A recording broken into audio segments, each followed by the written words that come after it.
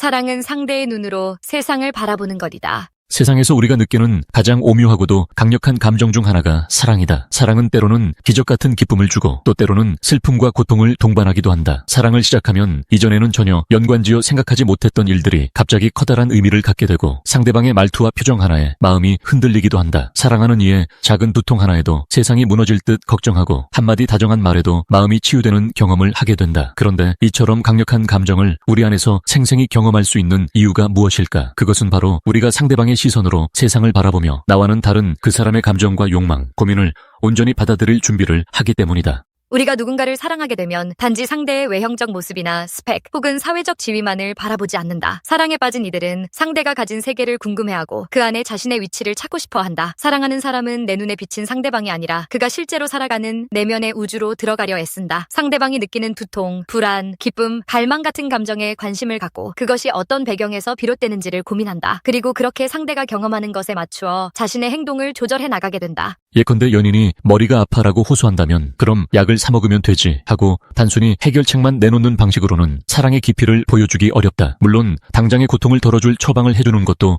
중요할 수 있다. 하지만 사랑하는 사람이라면 먼저 진심 어린 공감의 표현과 관심을 보이게 된다. 많이 아파. 내가 뭘 해주면 좋을까? 여기 좀 주물러 줄까? 같은 말은 단순한 동정이 아니라 그의 아픔을 함께 느끼려 하는 시도다. 상대의 느낌에 초점을 맞춘 이러한 방식만이 나는 네가 겪는 고통을 나의 문제처럼 생각한다는 진솔한 메시지를 전달한다. 사랑은 배려라는 단어와 매우 밀접하게 연관되어 있다. 하지만 배려와 사랑은 같지 않다. 배려라는 개념 안에는 주로 상대에게 피해를 주지 않고 서로 맞춰가는 노력에 대한 의미가 들어있다. 반면 사랑은 한 발 더 나아가 상대의 경험을 진심으로 받아들이고 그 경험 속에서 내가 할 수 있는 역할과 책임을 찾으려 한다. 단순히 불편하지 않게 조심하자라는 차원을 넘어 너의 삶을 좀 더 깊이 이해하고 가능하다면 너의 바람을 현실로 만들어주고 싶다라는 의지에 가깝다. 이 과정에서 중요한 것은 상대방이 가진 모든 특성을 있는 그대로 인정하고 그것을 행동으로 보여주는 것이다. 아무리 사랑이라 해도 상대가 아주 사소한 잘못을 저지를 때마다 추궁하고 비난만 일삼는다면 그것은 공감이라기보다 억압에 가깝다. 서로가 서로를 있는 그대로 받아들이며 부족하고 미흡한 부분까지도 이해하려 할 때 비로소 사랑은 완전해진다. 이는 내가 더 옳으니 네가 무조건 맞춰야 해 라는 논리에 근거한 양보나 문제, 해결과는 전혀 다른 차원의 태도다. 사랑에서 가장 중요한 건 상대의 삶을 내 것처럼 함께 걷겠다는 결심이다.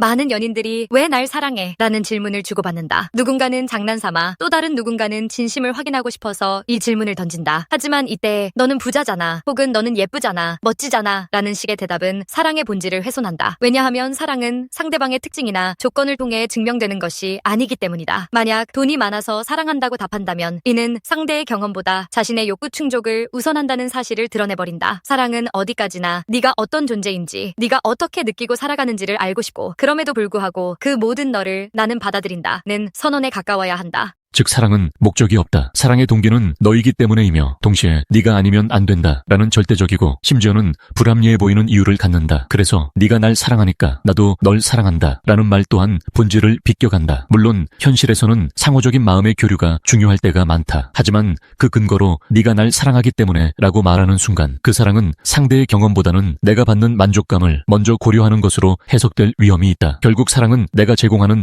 어떤 관심이나 배려를 통해 충족하는 서로의 세계 공감이지 이익이나 조건으로서 교환되는 가치가 아니다. 연인이 주고받는 메시지, 시선, 목소리에는 언제나 해석의 여지가 존재한다. 오늘 왜 이렇게 늦었어? 라는 간단한 질문조차 정성 어린 걱정인지, 서운함의 표현인지, 혹은 단순한 궁금증인지 정확히 판단하기 어렵다. 그래서 사랑하는 사람들은 늘 상대가 무슨 의미로 이 말을 했을까 하는 해석 과정을 거친다. 어떤 때에는 이 해석이 잘못되어 상처를 주고받기도 하고, 때로는 과잉 해석으로 괜한 오해를 일으키기도 한다. 하지만 이러한 해석의 불확실성 자체가 사랑의 소통을 풍부하게 만드는 중요한 요소다. 게다가 연인의 감정 상태는 시시각각 변화한다. 조금 전까지만 해도 밝게 웃던 연인이 갑자기 말수가 줄어들 수도 있고 전혀 예상 못한 순간에 화를 낼 수도 있다. 그렇기에 사랑을 하는 사람은 늘 촉각을 곤두쓰고 상대의 지금 이 순간을 정확히 이해하려 애쓴다. 지금 어떤 기분일까? 방금 내 말투가 거슬렸던 걸까? 좀 더 부드럽게 말해야 했나? 라는 질문을 스스로에게 던지며 상대의 세상으로 한 발씩 더 들어간다. 이처럼 사랑은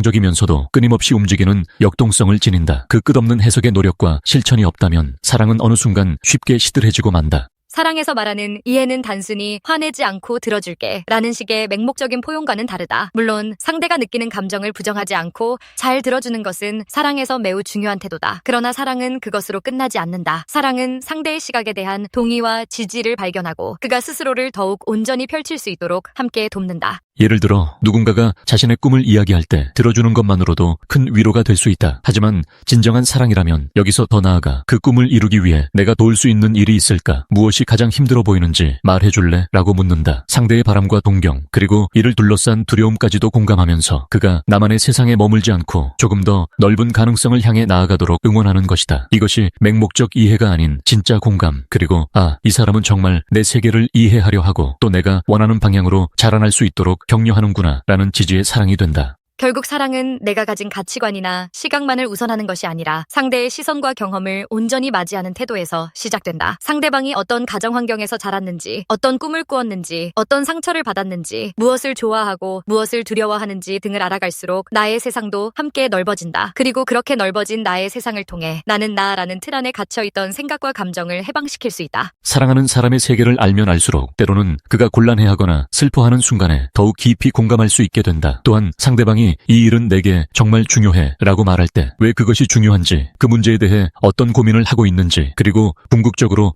어떤 기대를 품고 있는지를 이해하려고 애쓰게 된다. 바로 그 순간 우리는 세상을 온전히 상대의 눈으로 바라보게 된다. 이는 단순히 내 시선에서 바라본 너를 분석하는 행위가 아니라 마치 잠시라도 내가 너가 되어 세상을 탐색하는 듯한 경험이다. 사랑이라는 감정이 계속 자라나면 어느 순간 나로만 존재하던 세계가 우리로 확장되는 것을 깨닫게 된다. 내 방이었던 공간이 동시에 우리의 추억이 쌓이는 장소가 되고, 내가 평소에 듣던 음악은 우리 함께 부르는 노래가 되며, 내가 자주 가던 카페는 이제 둘만의 아늑한 쉼터가 된다. 이런 변화를 가능케 하는 힘이 바로 내가 너를 알아가고 네가 겪는 세상을 함께 느끼겠다는 마음이다. 물론 이러한 변화가 늘 긍정적인 면만을 갖는 것은 아니다. 서로 다른 세계관과 생활 패턴을 가진 두 사람이 우리를 형성하는 것은 크고 작은 충돌과 양보의 과정을 필연적으로 동반한다. 그렇지만 진정한 사랑은 그 과정을 두려워하기보다 오히려 즐겁게 받아들이려고 한다. 갈등과 오해를 줄이기 위해서는 네가 왜 그렇게 느끼는지 알고 싶어 라고 묻고 그 답변을 온전히 수용하면서 함께 대화를 이어나가야 한다. 이 모든 노력은 결국 사랑이라는 한 단어로 귀결되지만 그 안에는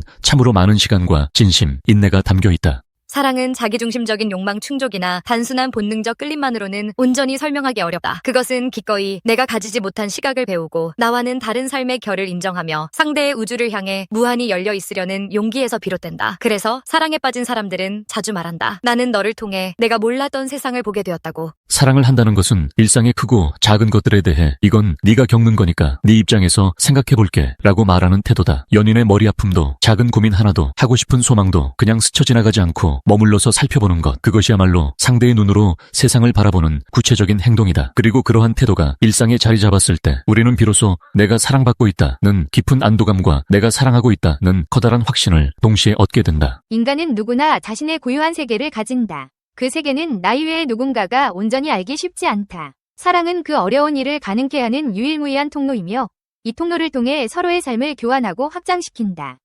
그리하여 사랑에 빠진 우리는 단 한순간이라도 자신을 초월하여 상대의 시선과 관점으로 세상을 탐색하게 된다. 이때 비로소 상대는 내가 가진 세상에서도 한 자리를 차지하게 되고 나 또한 상대의 세상에서 한 자리를 부여받는다.